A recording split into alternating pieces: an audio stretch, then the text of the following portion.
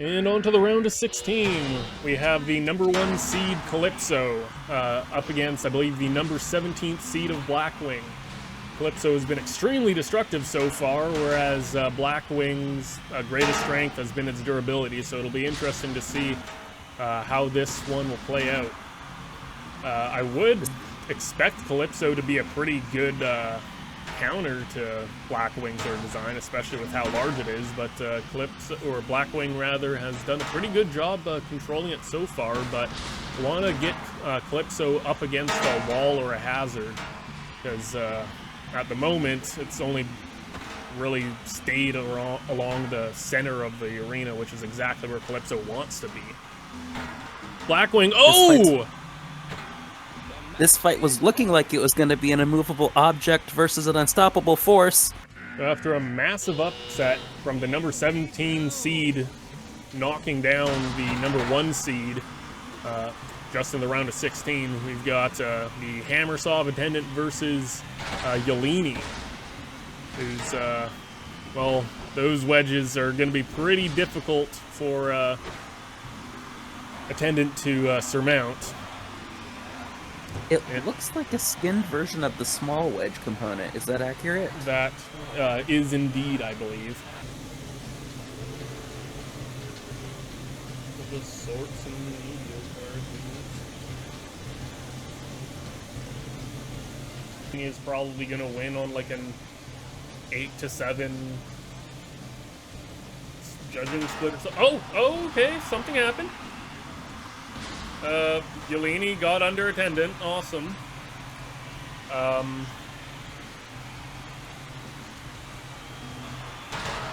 mean, I think this is going to be a little, too little too late for Attendant. He can score some judging points, I guess, here, but, I mean, if we're going just off of hits, Yelini definitely, had that in spades, but, it'll be a very boring judging decision here. Awesome. And we now have the, I think it was the number 4 seed Ultimate Anxiety against that big spinner of Captain Safeguard, who controversially, defeated a Bogus Operandi in the first round.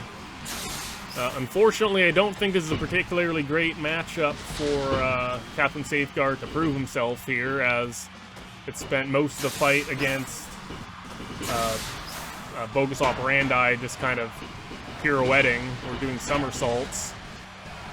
And against a powerful flipper like this, I don't think that's going to be any different. Although Ultimate Anxiety has to be a bit more careful because it's sustained a lot of damage from the hammer, and that big blade came down on top of Ultimate Anxiety, causing even more damage. The somersaulting has begun, however, as I don't necessarily think Ultimate Anxiety even needs the flippers to flip Captain Safeguard. I don't exactly see this being a good fight for me necessarily. Not quite at this point. I mean, it certainly has the advantage in the drive game and is trying to go for an Uda here, but Captain Safeguard, it's odd shape kind of benefits here, because those wheel guards kind of line up with the wheel guards of Ultimate Anxiety.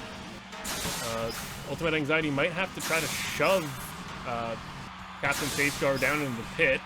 But we'll have to be careful not to befall the same fate as Bogus Operandi. But having difficulties really pushing Captain Safeguard anywhere quite yet.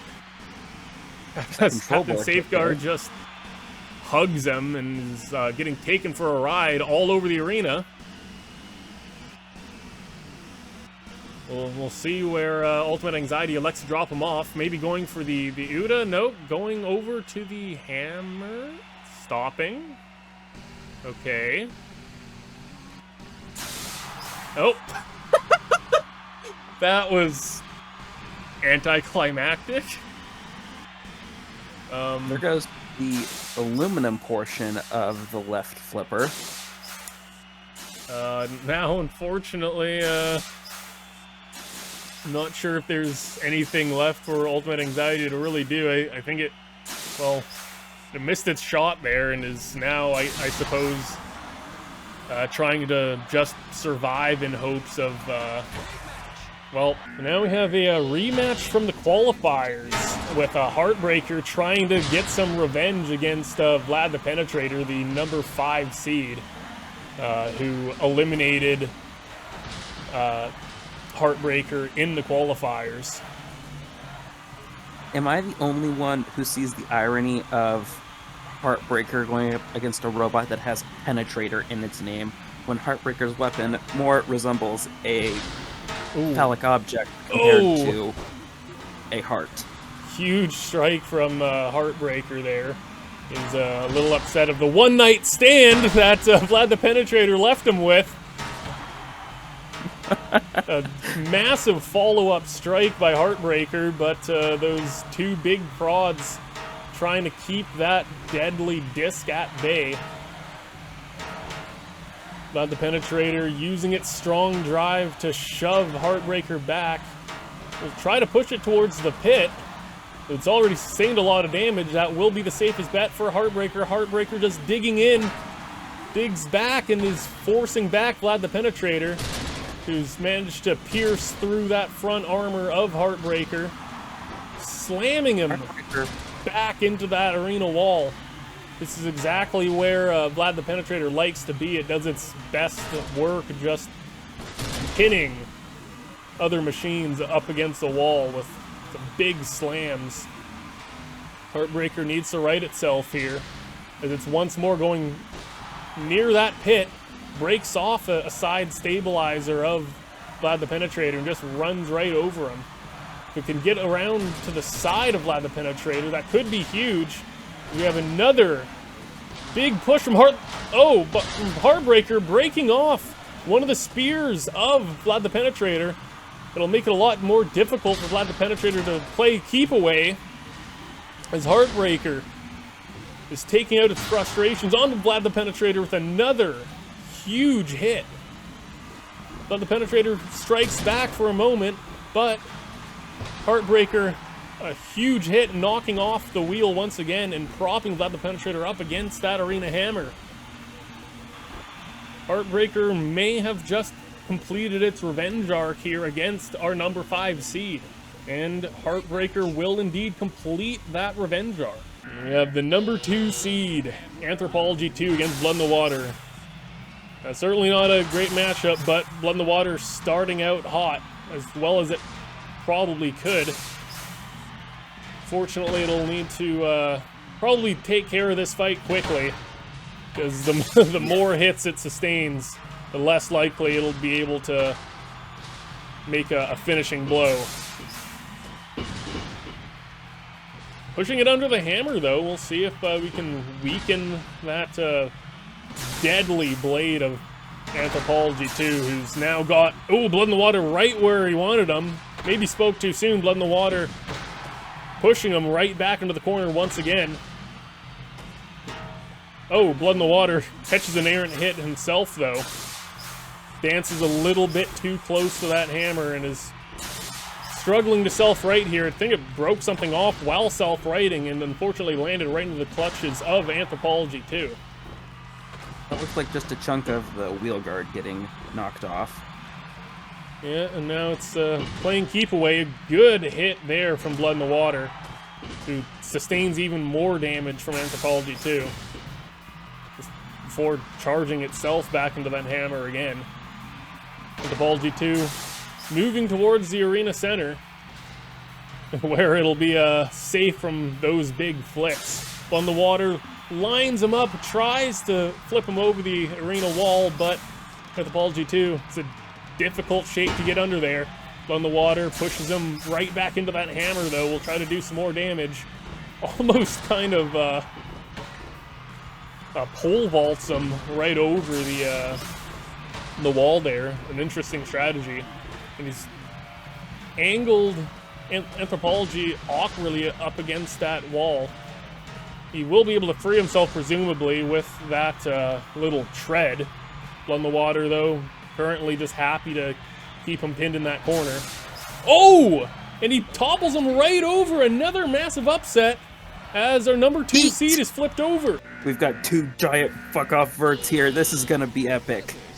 Yeah, so out of our top 5, all the other robots have been knocked down in the round of 16 so far. Will Punterator continue this trend with a very interesting matchup for the history of HFT, where back in 2014 we had Hurricane 2 up against a robot which Punterator is essentially a clone of. So this is almost like a rematch of our 2014 HFT Grand Finals in the inaugural season with, the robot which was the lineage of Punterator taking home that first championship built by SKBT, with Hurricane 3 being made by Tommy based on the design of S.H.I.E.L.D. So far, he's doing very well up against Punterator, dealing a lot of damage. Punterator had a couple good hits in, but the difference in stability is really making itself apparent here. Punterator can very quickly rack up damage with that brutal disc, as we already saw up against Anthracite. So Hurricane 3 will want to avoid going weapon on weapon as much as it can, but that's certainly a difficult task, as both robots have been made quite unstable. It'll make it more difficult for Hurricane 3 to win the ground game that has led to its sort of near dominance so far in this fight. It's going to try to push Punterator over to the hammer and does so. Although the effectiveness of the spinner has waned a bit from Hurricane 3, the arena hazards will continue to get stronger as the fight goes on, as Punterator once again takes a big hit from the hammer. Hurricane 3 is, well, it's doing the sort of Punterator thing. Now Punterator somehow seems to be the more stable out of the two machines, which is saying quite a bit. Hurricane 3, it really puts in perspective just the sheer size of that machine compared to Punterator, who's a pretty massive robot, but is somehow still dwarfed by Hurricane 3. Who's, How many weapons are on that blue robot? Too many. Once again, the judging criteria, if it goes down to that, will be 5 for damage and aggression each, 3 for control, and 2 for style. Punterator trying to dig in and shove back Hurricane 3. Oh, and it's dealt some damage to the chassis of Hurricane 3, who will need to be careful here, and Punterator will knock out the final of the top 5 down to the loser's bracket. Eight Wheels of Terror doing what it does best right out of the starting gate, leaving absolutely no room for Hype to breathe. Oh, that was almost dangerous. Eight Wheels of Terror, extremely aggressive, maybe the most aggressive bot we have in this competition. Steering Hype over towards that wall.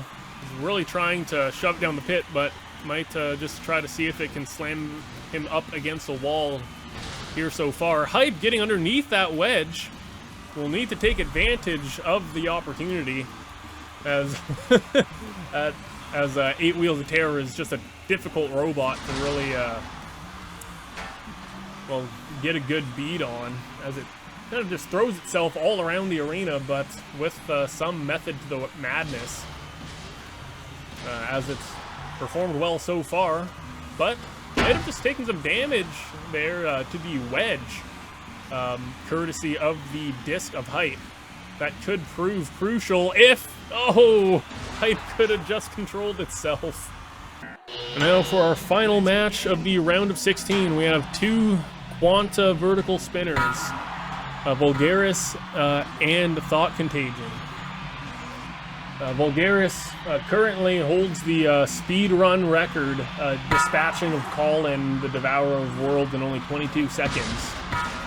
To put that in perspective, it is just 5 seconds off of reaching that point. But Thought Contagion trying to dig in and work those force underneath Vulgaris, but Vulgaris already delivering a huge hit to Thought Contagion, its teammate. Oh, comboing that with the hammer. Although Thought Contagion has fared better than Colin, it might not last too much longer if the fight continues like this. Vulgaris, not sure quite what's happening with it. Maybe just sizing up Thought Contagion, inching ever so closer to it. Another good hit, sending Thought Contagion careening over towards the pit. Vulgaris might just want to knock its teammate in there, deal the least amount of damage it really needs to. But Vulgaris is having some control problems, it seems like. Thought Contagion, if it can get a good hit on Vulgaris and have some traction, it might be able to turn the tide of this fight around. Oh my goodness. Sound blasted. The two spinners, very unstable, coming together once again. But looked at first like Vulgaris' match to win is, well, kind of looking like it could go either way. Vulgaris pushing Thought Contagion once more. And spinning.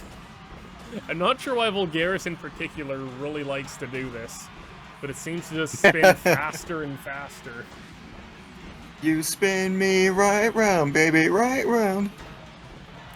It's spinning, it's spinning. Wait, can anyone hear me? Well, what's it doing? Yep, we can hear you. Alright, cool. We're halfway through Gee, thanks. this fight, and both robots are extremely dazed. Well, one is dizzy.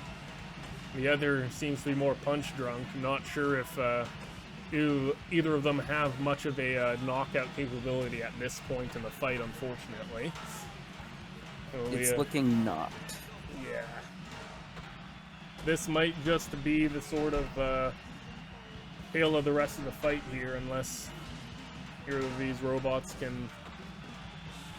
Another 2 minutes of this. Exciting. Pretty much, yeah. It's turned into almost a melty brain.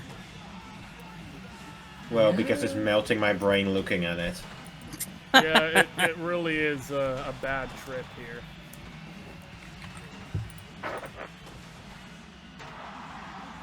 No, we are seeing some hits strung together, courtesy of Thought Contagion. I think it might have done more damage to itself with those hits than it has Vulgaris.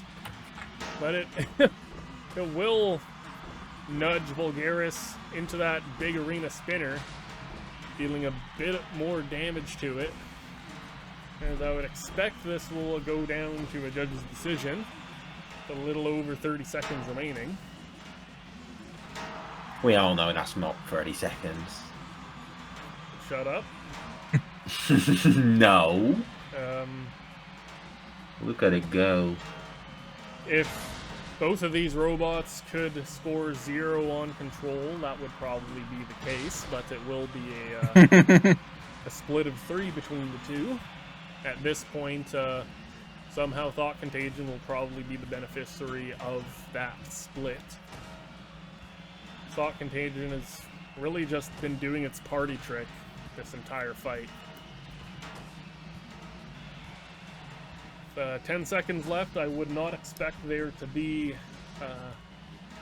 any last-minute attacks, unless Vulgaris just spins itself into the other spinner. It's really impressive that it's managed to spin itself like a dreidel this entire time, but it will go down to a judge's decision.